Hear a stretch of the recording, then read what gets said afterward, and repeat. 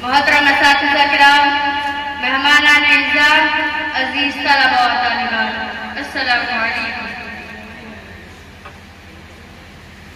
जनाब अल-वक़ार, आज मुझे जिस मौजू पर लफ्ज़-कुशाई करने का मौका मिला है वो है असातिज़ा किराम का मकाम और आज के तलबा व तालिबात।